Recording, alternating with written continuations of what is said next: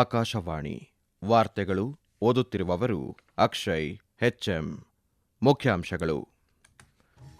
ಮಹಾತ್ಮ ಗಾಂಧಿಯವರ 156ನೇ ಜಯಂತಿ ಜಗತ್ತಿನಾದ್ಯಂತ ಅಂತಾರಾಷ್ಟ್ರೀಯ ಅಹಿಂಸಾ ದಿನವಾಗಿ ಆಚರಣೆ. ದೇಶದೆಲ್ಲೆಡೆ ರಾಷ್ಟ್ರಪಿತನಿಗೆ ಗೌರವ ನಮನ.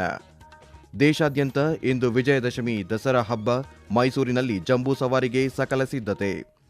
ಮುಂದಿನ ಋತುವಿಗೆ ಕಡ್ಡಾಯ ಹಿಂಗಾರು ಬೆಳೆಗಳಿಗೆ ಕನಿಷ್ಠ ಬೆಂಬಲ ಬೆಲೆ ಹೆಚ್ಚಿಸಿದ ಕೇಂದ್ರ ಸರ್ಕಾರ.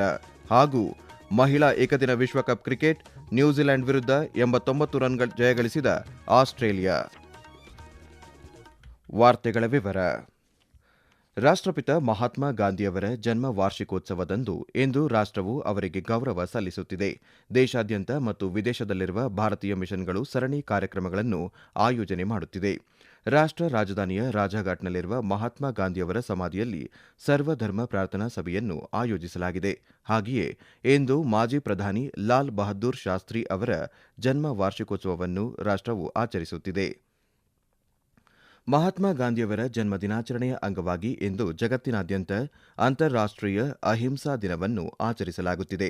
ಜೂನ್ 2007ರಲ್ಲಿ ವಿಶ್ವಸಂಸ್ಥೆಯ ಸಾಮಾನ್ಯ ಸಭೆಯು ಅಹಿಂಸೆಯನ್ನು ಸಾರ್ವತ್ರಿಕ ತತ್ವವಾಗಿ ದೃಢೀಕರಿಸುವ ಮತ್ತು ಶಾಂತಿ ಮತ್ತು ಸಹಿಷ್ಣುತೆಯ ಜಾಗತಿಕ ಸಂಸ್ಕೃತಿಯನ್ನು ಉತ್ತೇಜಿಸುವ ನಿರ್ಣಯವನ್ನು ಅಂಗೀಕರಿಸಿತು. ರಾಷ್ಟ್ರಪಿತ ಮಹಾತ್ಮ ಗಾಂಧಿಯವರ 156ನೇ ಜನ್ಮ ದಿನಾಚರಣೆಯಂದು ರಾಷ್ಟ್ರಪತಿ ದ್ರೌಪದಿ ಮುರ್ಮು ಅವರಿಗೆ ಗೌರವ ನಮನ ಸಲ್ಲಿಸಿದ್ದಾರೆ.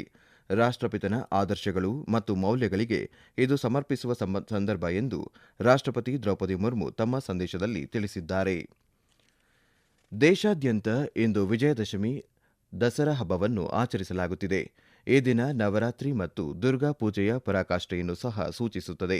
ರಾವಣನ ಮೇಲೆ ರಾಮನ ವಿಜಯವನ್ನು ಸ್ಮರಿಸಲು ಈ ಹಬ್ಬವನ್ನು ಆಚರಿಸಲಾಗುತ್ತದೆ. ಇದು ಕೆಟ್ಟದ್ದರ ಮೇಲೆ ಒಳ್ಳೆಯದರ ವಿಜಯವನ್ನು ಸೂಚಿಸುತ್ತದೆ. ದೆಹಲಿಯ ಕೆಂಪುಕೋಟೆಯ ಮಾಧವ ದಾಸ್ ಪಾರ್ಕ್ನಲ್ಲಿ ನಡೆಯುವ ದಸರಾ ಆಚರಣೆಯಲ್ಲಿ ರಾಷ್ಟ್ರಪತಿ ದ್ರೌಪದಿ ಮುರ್ಮು ಭಾಗವಹಿಸಲಿದ್ದಾರೆ. ರಾಷ್ಟ್ರ ರಾಜಧಾನಿಯಲ್ಲಿ ಐಪಿ ವಿಸ್ತರಣಾ ರಾಮಲೀಲಾ ಸಮಿತಿ ಆಯೋಜಿಸಿರುವ ದಸರಾ ಆಚರಣೆಯಲ್ಲಿ ಪ್ರಧಾನಿ ನರೇಂದ್ರ ಮೋದಿ ಭಾಗವಹಿಸಲಿದ್ದಾರೆ. ವಿಜಯದಶಮಿಯ ಶುಭ ಸಂದರ್ಭದಲ್ಲಿ ರಾಷ್ಟ್ರಪತಿ ದ್ರೌಪದಿ ಮುರ್ಮು ರಾಷ್ಟ್ರಕ್ಕೆ ಶುಭಾಶಯ ಕೋರಿದ್ದಾರೆ.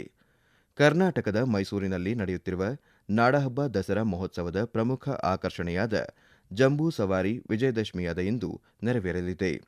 ಜಂಬೂ ಸವಾರಿ ಕಣ್ತುಂಬಿಕೊಳ್ಳಲು ಲಕ್ಷಾಂತರ ಮಂದಿ ಕಾತುರರಾಗಿದ್ದು, ಜಿಲ್ಲಾಡಳಿತ ಸಕಲ ಸಿದ್ಧತೆ ಕೈಗೊಂಡಿದೆ. ಇಂದು ಮಧ್ಯಾಹ್ನ ಅರಮನೆ ಬಲರಾಮ ದ್ವಾರದಲ್ಲಿ ಮುಖ್ಯಮಂತ್ರಿ ಸಿದ್ದರಾಮಯ್ಯ ನಂದಿ ಧ್ವಜಕ್ಕೆ ಪೂಜೆ ನೆರವೇರಿಸಿ ಮೆರವಣಿಗೆಗೆ ಚಾಲನೆ ನೀಡಲಿದ್ದಾರೆ.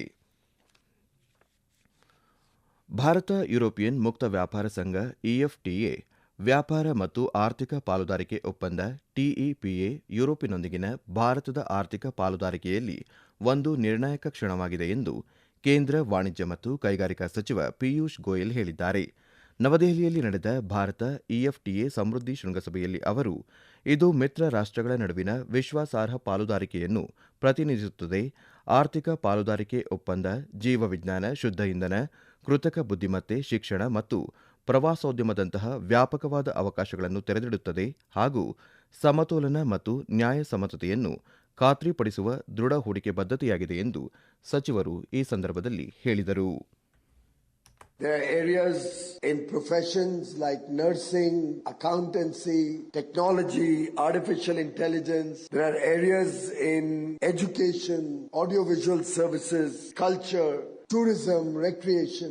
So many areas that we can capture together. In industry, I think work around life sciences, clean energy, working together on precision engineering and manufacturing, food processing, lots that we can together take to the rest of the world.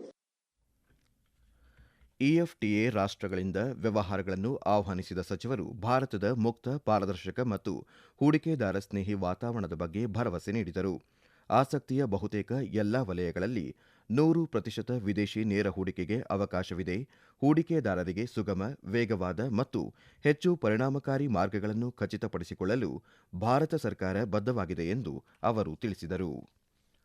ಭಾರತೀಯ reserve bank RBI ಪ್ರಸಕ್ತ ಹಣಕಾಸು ವರ್ಷದಲ್ಲಿ ತನ್ನ GDP ಬೆಳವಣಿಗೆಯ ಅಂದಾಜುಗಳನ್ನು 6.8ಕ್ಕೆ ಪರಿಷ್ಕರಿಸಿದೆ.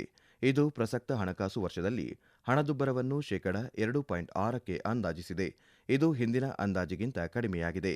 ಈ ವರ್ಷದ ಆಗಸ್ಟ್ನಲ್ಲಿ ಆರ್ಬಿಐ ಪ್ರಸಕ್ತ ಹಣಕಾಸು ವರ್ಷಕ್ಕೆ 6.5ರಷ್ಟು ಜಿಡಿಪಿ ಬೆಳವಣಿಗೆಯ ದರವನ್ನು ಅಂದಾಜು ಮಾಡಿತ್ತು. ಜೊತೆಗೆ ಹಣದುಬ್ಬರ ಮುನ್ಸೂಚನೆಯು ಶೇಕಡ 3.1ರಷ್ಟಿತ್ತು.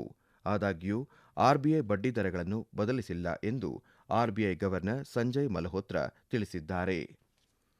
ಈ ವಾರ್ತೆಗಳನ್ನು ಆಕಾಶವಾಣಿಯಿಂದ ಕೇಳುತ್ತಿದ್ದೀರಿ. ಈಗ ಒಂದು ವಾಣಿಜ್ಯ ಪ್ರಕಟಣೆ, ನಂತರ ವಾರ್ತಾ ಪ್ರಸಾರ ಮುಂದುವರಿಯುತ್ತದೆ.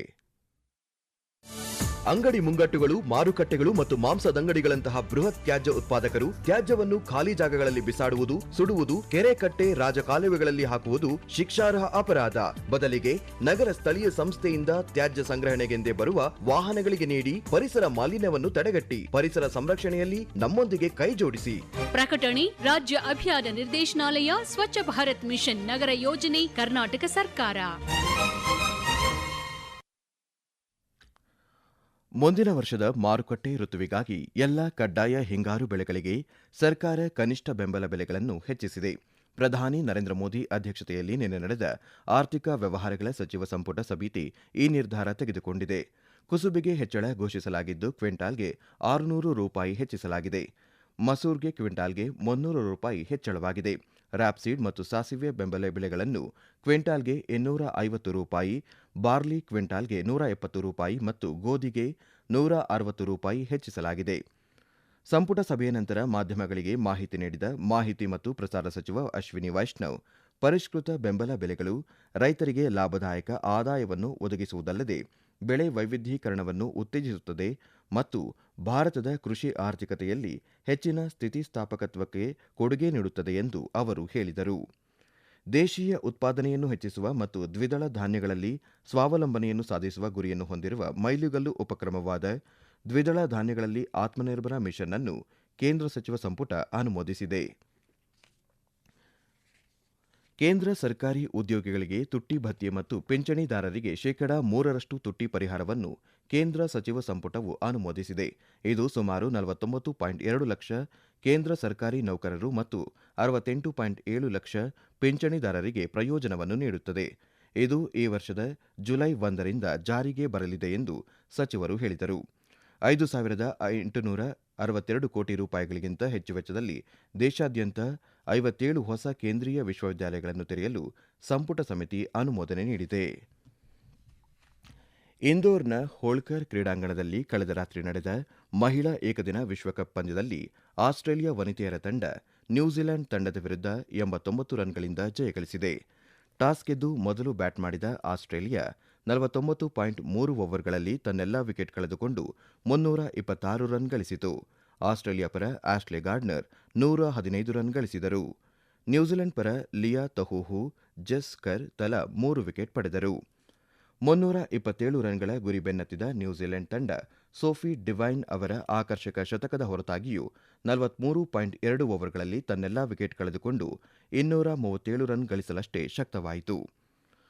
ಕೊಲಂಬೋದ ಆರ್ ಪ್ರೇಮದಾಸ ಕ್ರೀಡಾಂಗಣದಲ್ಲಿ ಇಂದು ನಡೆಯುವ ಪಂದ್ಯದಲ್ಲಿ ಬಾಂಗ್ಲಾದೇಶ ಮತ್ತು ಪಾಕಿಸ್ತಾನ ವನಿತೆಯರ ತಂಡಗಳು ಮುಖಾಮುಖಿಯಾಗಲಿವೆ. ಪಂದ್ಯ ಭಾರತೀಯ ಕಾಲಮಾನ ಮಧ್ಯಾಹ್ನ 3 ಗಂಟೆಗೆ ಆರಂಭವಾಗಲಿದೆ. ಅಹಮದಾಬಾದ್ನ ನರೇಂದ್ರ ಮೋದಿ ಕ್ರೀಡಾಂಗಣದಲ್ಲಿ ಆತಿಥೇಯ ಭಾರತ ಮತ್ತು ವೆಸ್ಟ್ ಇಂಡೀಸ್ ನಡುವಿನ 2 ಪಂದ್ಯಗಳ ಟೆಸ್ಟ್ ಸರಣಿಯ ಮೊದಲ ಪಂದ್ಯವು ಇಂದು ಬೆಳಗ್ಗೆ 9:30ಕ್ಕೆ ಆರಂಭವಾಗಲಿದೆ. ಭಾರತ ಮತ್ತು ವೆಸ್ಟ್ ಇಂಡೀಸ್ ನಡುವಿನ ಸರಣಿಯ 2ನೇ ಟೆಸ್ಟ್ ಪಂದ್ಯವು ಅಕ್ಟೋಬರ್ 10ರಿಂದ ದೆಹಲಿಯಲ್ಲಿ ನಡೆಯಲಿದೆ. ಶುಭ್ಮಾನ್ ಗಿಲ್ ನೇತೃತ್ವದಲ್ಲಿ ಭಾರತ ಕಣಕ್ಕೆ ಇಳಿಯಲಿದೆ. ಭಾರತ 2 ತಿಂಗಳ ಹಿಂದೆ ಇಂಗ್ಲೆಂಡ್ ವಿರುದ್ಧದ ಕೊನೆಯ ಟೆಸ್ಟ್ ಸರಣಿಯನ್ನು ಆಡಿತ್ತು ಮತ್ತು ಸರಣಿಯನ್ನು 2-2 ಅಂತರದಿಂದ ಡ್ರಾ ಮಾಡಿಕೊಂಡಿತ್ತು. ಈಗ ಕೊನೆಯಲ್ಲಿ ಮತ್ತೊಮ್ಮೆ ಮುಖ್ಯಾಂಶಗಳು. ಮಹಾತ್ಮ ಗಾಂಧಿಯವರ 156ನೇ ಜಯಂತಿ ಜಗತ್ತಿನಾದ್ಯಂತ ಅಂತಾರಾಷ್ಟ್ರೀಯ ಅಹಿಂಸಾ ದಿನವಾಗಿ ಆಚರಣೆ. ದೇಶದೆಲ್ಲೆಡೆ ರಾಷ್ಟ್ರಪಿತನಿಗೆ ಗೌರವ ನಮನ. ದೇಶಾದ್ಯಂತ ಇಂದು ವಿಜಯದಶಮಿ ದಸರಾ ಹಬ್ಬ. ಮೈಸೂರಿನಲ್ಲಿ ಜಂಬೂ ಸವಾರಿಗೆ ಸಕಲ ಸಿದ್ಧತೆ. ಮುಂದಿನ ಋತುವಿಗೆ ಕಡ್ಡಾಯ ಹಿಂಗಾರು ಬೆಳೆಗಳಿಗೆ ಕನಿಷ್ಠ ಬೆಂಬಲ ಬೆಲೆ ಹೆಚ್ಚಿಸಿದ ಕೇಂದ್ರ ಸರ್ಕಾರ. ಹಾಗೂ ಮಹಿಳಾ ಏಕದಿನ ವಿಶ್ವಕಪ್ ಕ್ರಿಕೆಟ್, ನ್ಯೂಜಿಲೆಂಡ್ ವಿರುದ್ಧ 89 ರನ್ಗಳ ಜಯಗಳಿಸಿದ ಆಸ್ಟ್ರೇಲಿಯಾ. ಇಲ್ಲಿಗೆ ವಾರ್ತಾ ಪ್ರಸಾರ ಮುಕ್ತಾಯವಾಯಿತು. ನಮ್ಮ ಮುಂದಿನ ವಾರ್ತಾ ಪ್ರಸಾರ ಮಧ್ಯಾಹ್ನ 12 ಗಂಟೆಗೆ.